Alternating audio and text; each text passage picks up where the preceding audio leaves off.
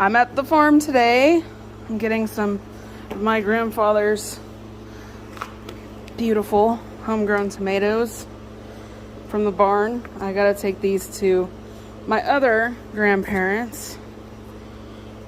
These are some of the best I think I've ever tasted. I honestly think it has to do with the soil we have out here.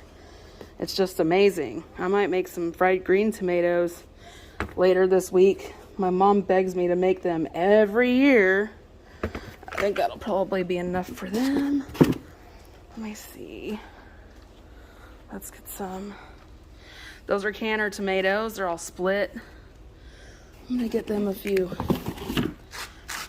cherries too.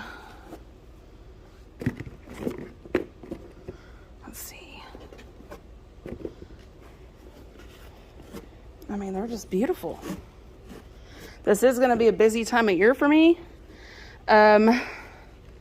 Next weekend, I will be starting to really get this canning season going.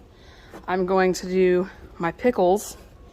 Those are all coming out of the field and ready to go right now. So I have my order put in for, I don't want that one. That one can go in the canning box. I'm going to put my order in for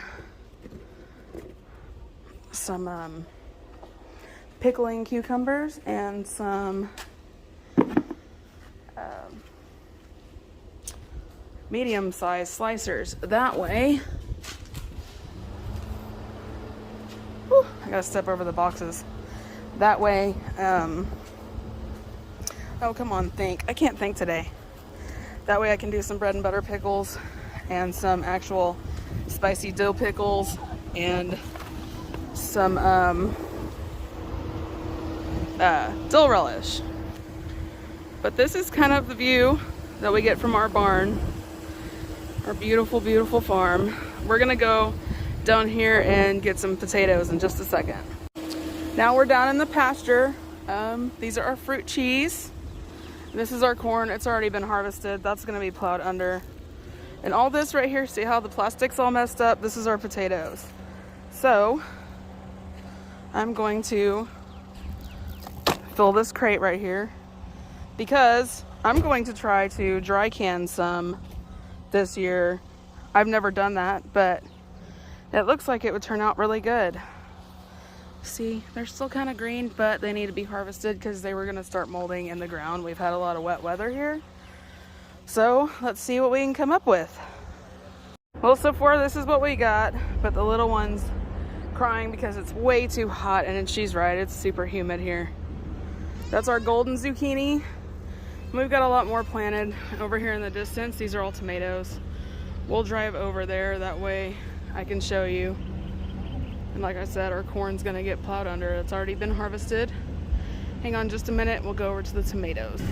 Right here are some Mustang grapevines. If y'all saw my video of canning Mustang grape jelly, this is what they're harvested of.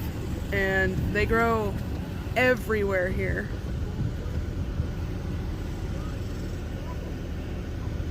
Right now we're coming up to our tomatoes. That's just an empty row. Most of this is weeds right here. Here's our tomatoes. There's a bunch of them on that one. See, they're all turning red. They're probably going to be picked later on this afternoon. We have to pick them about once a day. That way we can stay caught up with it.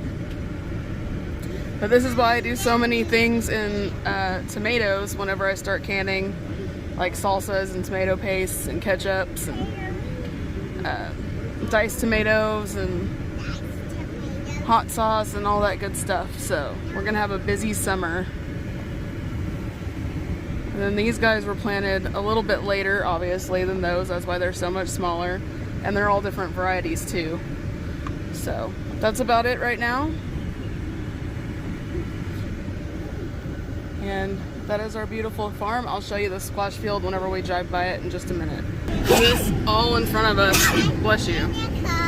All this in front of us is all hay that's going to be cut and baled, but it's going to have to get a lot taller first. Isn't it beautiful though? This is our squash field.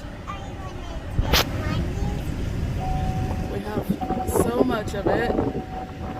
We wholesale this product, so that's why we have rows and rows and rows and rows of it. This is all yellow squash right here.